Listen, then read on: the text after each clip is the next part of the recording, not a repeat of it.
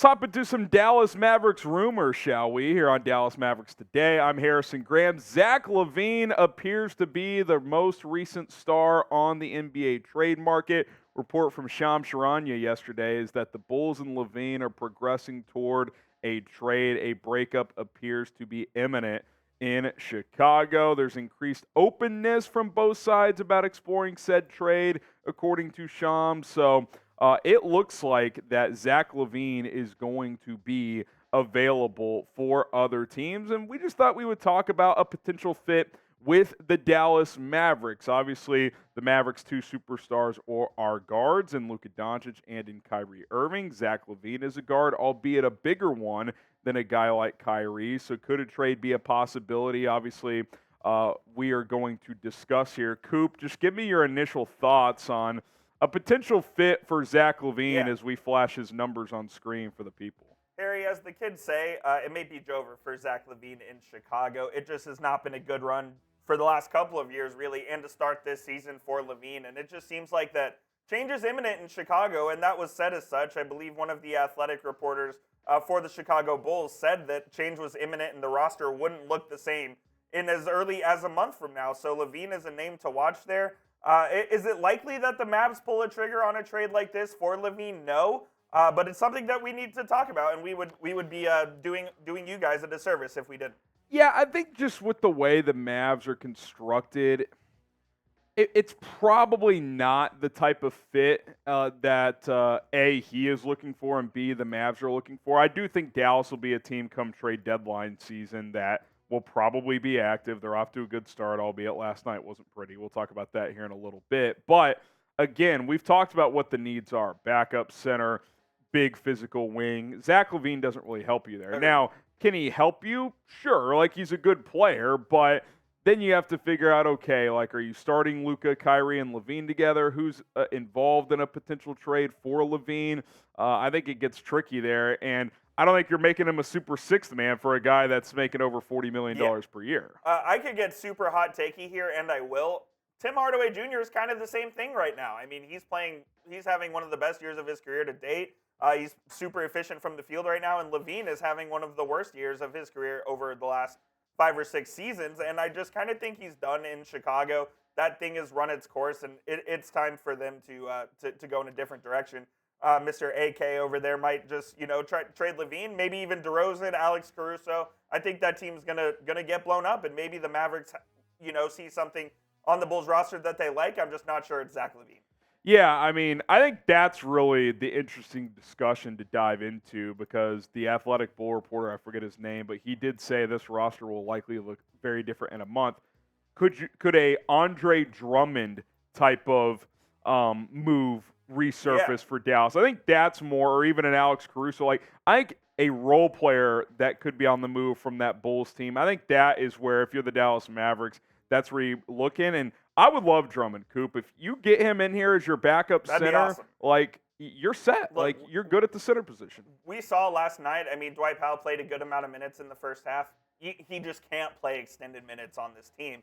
You don't know when Maxi Kleber's going to be healthy. He's out right now. Who knows when he'll be back, and who knows how effective he'll be when he's back. So, yes, the Mavs do need an upgrade. And if they're going to get someone from the Chicago Bulls, I think Andre Drummond would be number one. But also, I would say keep an eye on Alex Caruso because he's a role player that any team can use.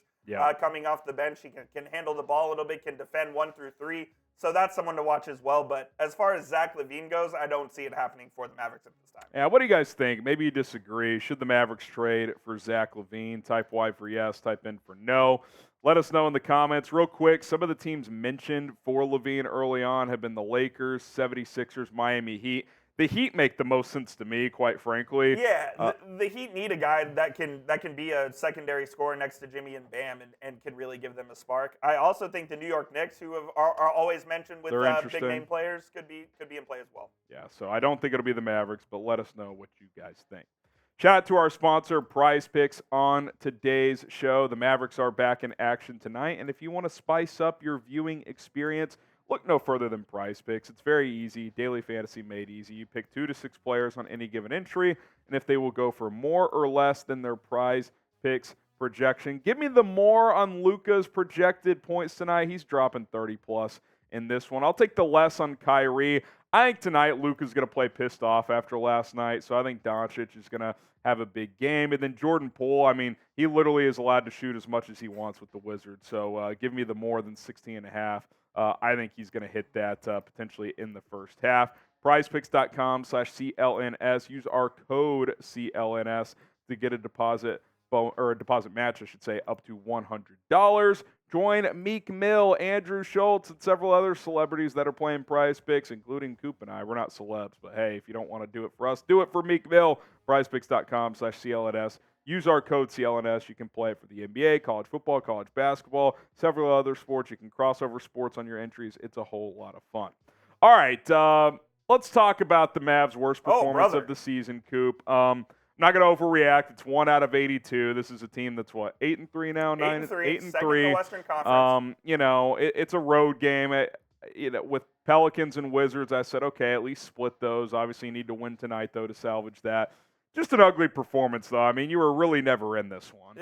And I'm not exaggerating when I say this. I think this is the worst I've ever seen Luka Doncic play in the NBA. He was awful. Six turnovers in the first quarter alone. And the guy just was never really – it didn't seem like he was mentally checked into the game, I'll be honest with you. I thought it was a really bad performance from him. Ended up getting a technical as well because he got frustrated. I think that's his third technical of the season through 11 games, so that's a real sustainable track he's on there. It was bad, man. There's no way about it. It was bad from him. It was bad from the rest of the team basically as well. It just wasn't good overall. Yeah, and look, you're going to have these games. I think, let's see how they bounce back tonight. If you lose in Washington, then I'm going to come on this show tomorrow and be like, all right, man. Oh, bro, come on. It's one thing to have one bad night, but you can't go and lose to Washington now. Kyrie wasn't very good either. He was a little more efficient, but just one of those games where, whether you watch it or not, you look at the box score and you're just like,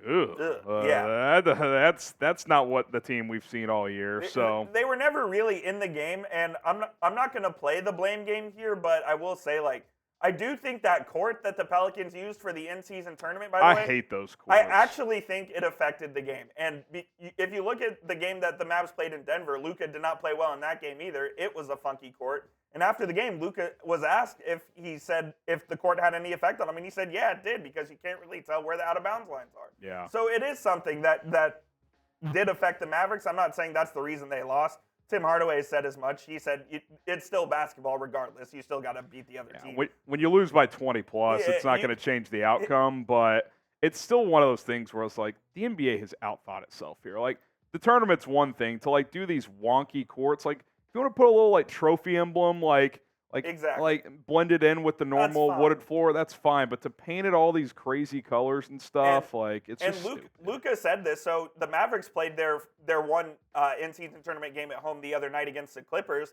They used their normal court because their in-season tournament court wasn't up to standard. There were too many dead spots on the court. So the Mavericks just didn't use it. And I think they're going to use it in their final game, which now won't matter. But I do want to shout out one player before we ask you guys the last question and get out of here. Dante Exum was pretty good, man. When the Mavs were down 20 in the third quarter, they put in Exum for Luka, and he sparked a little run to get the Mavs right back in the game. I've really liked what I've seen from Exum this year, and in certain spots, he's really provided the Mavs a spark that this team needs. What I like about him, too, is he's not always in the rotation, but when his number's called, it seems like he has an impact. You know what I mean? Some nights he's a DMP, other nights, hey, he gets 12 minutes and he chips in with some points and some defense. So I like what he's provided. It seems like the role players on this team, Coop, have bought into what they've been asked to do, and when their number's been called, it's been a good thing. Not a good performance last night, but you got to flush it. This is one of those rare times when you want to play a back-to-back. You flush that performance and you're back 24 hours. You don't even watch the film. You just get to the next game. Absolutely. And hopefully take down a bad Washington team, which you need to do. You can't afford to lose this game. This is one of those games on the schedule where it's okay, we got to win at least half our road games this year. That is one we have to win it's because not they're a an must awful win, team. but it's a need to win, if you will. Just mentally too to get off that Gotta performance last night. So who you guys got tonight, Dallas or Washington? Let us know in the comments. Coop, if this is the team that we've seen come out this year, and if we think this is a mature basketball team, I think Dallas wins this game fairly convincingly. They'll take care of business tonight, man. There's just no way they're going to. And that was the worst performance of the season without question last night. They're going to flush that, and they'll be fine tonight and go out there and get the win. Yeah, I think so as well. He's Jeffrey Cooperstein. I'm Harrison Graham. We will be back tomorrow with more Dallas Mavericks news and rumors. So join us then. Until then, MFFL. See you guys.